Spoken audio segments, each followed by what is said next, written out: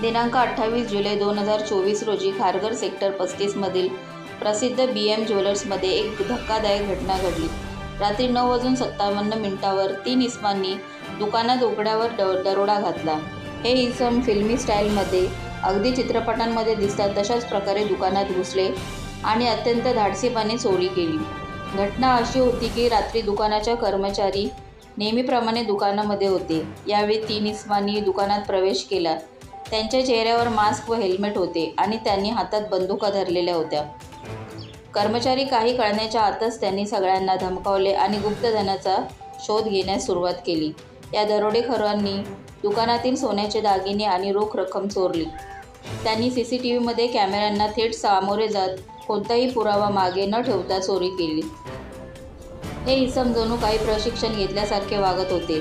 त्यांच्या हालचालींमध्ये कोणतीही घाई गडबड दिसत नव्हती. दरोडेखोरांनी दुकानात फक्त 2 मिनिटे घालवली आणि ते त्यांच्या गाडीत बसून पळून गेले. घटनेनंतर काही क्षणातच दुकानातील कर्मचाऱ्यांनी पोलिसांना कळवले.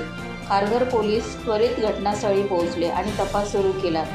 पोलिसांनी दुकानातील CCTV फुटेज ताब्यात घेतले आणि दरोडेखोरांच्या ओळखीचा प्रयत्न सुरू केला. या घटनेनंतर खारघरमधील नागरिकांमध्ये भीतीचं वातावरण पसरलं आहे.